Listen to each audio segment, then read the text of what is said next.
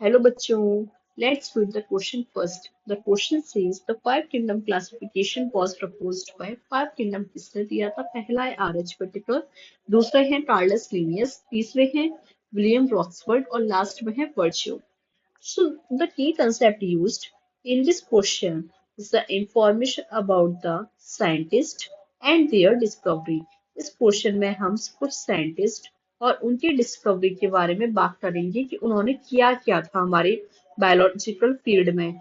कुछ होते हैं जो बॉटनिस्ट होते हैं जो कि प्लांट्स पे स्टडी करते हैं, कुछ होते हैं जो जूलॉजिस्ट होते हैं एनिमल्स पे स्टडी करते हैं. तो उन्हीं में जो हम सबसे पहले बात करते हैं वो करते हैं सी लेनियस. सी लेनियस हैं यानी कि कार्लस लिनियस. कार्लस लिनियस जो है इन्होंने जो नोमेनक्लेचर जो टैक्सोनॉमिक क्लासिफिकेशन वगैरह है उनमें बहुत काम किया, तो इन्हें हम बोलते हैं father of modern taxonomy. Taxonomy में क्या आया था कि टैक्सोनॉमिकल हायरार्की बना था जिसमें हमने सभी चीजों को डिवाइड किया था, क्लासिफाई किया था. तो ये आ गए फादर ऑफ मॉडर्न हायरार्की. इन्हें हम फादर ऑफ मॉडर्न इकोलॉजी भी बोलते हैं. इन्होंने इकोलॉजिस्ट की तरह भी हमारे बायोलॉजिकल फील्ड में इम्पैक्ट डाला है. ओके, उसके बाद जो दूसरे साइंटिस्ट आते हैं वो हैं रॉक्सफोर्ड. जो रॉक्सफोर्ड जो साइंटिस्ट थे ये जो कहलाते हैं वो कहलाते हैं फादर ऑफ इंडियन बॉटनी. यानी कि इन्होंने प्लांट्स से रिलेटेड स्टडी करके उन पे बहुत ज्यादा इम्पैक्ट डाला है, तो ये होते हैं फादर ऑफ बॉटनी. लास्ट में जो आते हैं हमारे वो हैं वर्च्यू. वर्च्यू ने क्या किया था, इन्होंने सेल थ्योरी जो स्लेडन एंड श्वान ने दी थी उसे मॉडिफाई किया था और उन्होंने इसमें एक स्टेटमेंट डाला था ओमनी ई सेलुला.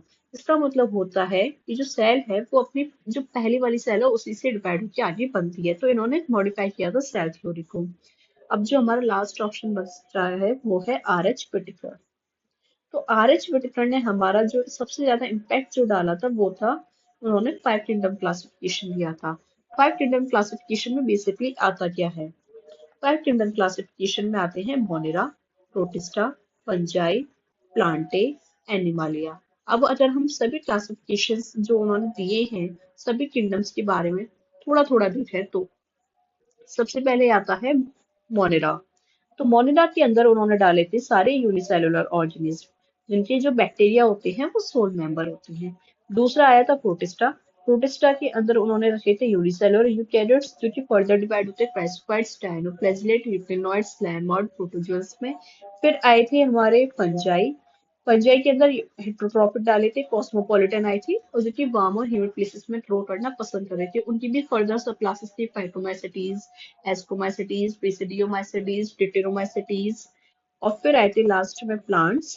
और इनके भी बाद आए थे एनिमल्स. एनिमल्स में उन्होंने डाले थे multi cellular eukaryotic heterotrophic. Heterotrophic यानी कि प्लांट्स पर डिपेंड करते हैं डायरेक्टली और इनडायरेक्टली फॉर द न्यूट्रिशन. तो जो हमारा क्वेश्चन था वो था five kingdom classification was proposed by, तो उसका आंसर है R H Whittaker. So the correct answer of this question is option A. क्यों?